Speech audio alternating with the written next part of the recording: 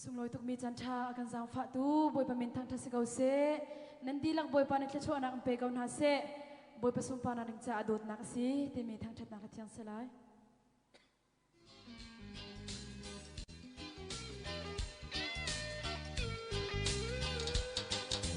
đốt na vial te laka achung lung dok na kan pathian Giêsu Christ i đốt na kasi đốt lâu chân ngay lâu phiêu đi chân ngay lâu cần chất lâu chân sống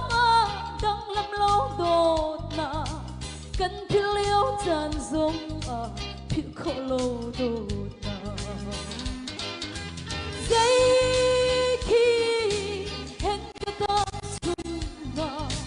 lấy lệ van chiều đi na ga đã cho nó thì luôn lâu bối mãi đốt na cần tuân mi chưa kịp đốt na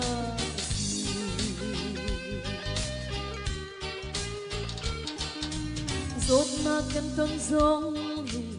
đốt na si phá na cần tuar giống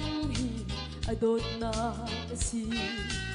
đốt là phá na chung in cần đâm na vui pa ngày chết mi thi chung in mùi mù ter tu cần ra có khăn lai re thiam tục phình giây khi hẹn cả ta chung na lấy lệ van chiều đi là ca đã cho nó thì luôn lâu bối bối đốt na cần tuân mi chưa kịp đốt na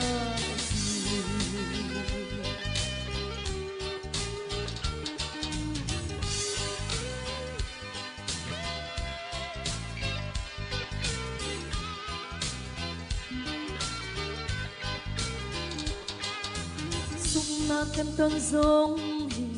đốt na kasi rất na cần tuar giống đốt na kasi sung le rất na kin cần rung na bôi pa ama a dây sống thế ngày tu cần si zia cần ra có khăn lai re thiam tuk phình amen giây khi hẹn cả ta chung na lấy lệ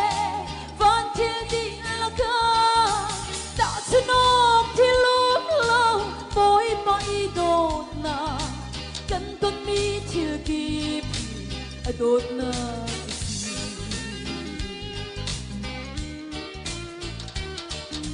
rồi đam cần tuân giống đốt na kasi di hal kan tuar giống đốt na kasi Ibrahim mang cha Joseph min thân na rồi chăm nam di hai na le mang chăm giống Giêsu min thân na le sun par na kasi amen giây khi hẹn cả ta chung na lấy lệ van chiều đi là ca đã cho nó thì luôn lâu bối bối đốt na cần tuân mi chưa kịp đốt na cần tuân mi chưa kịp đốt na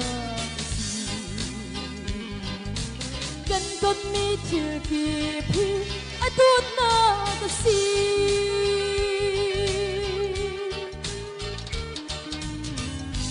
amen boy pa ni sumpan nak chau se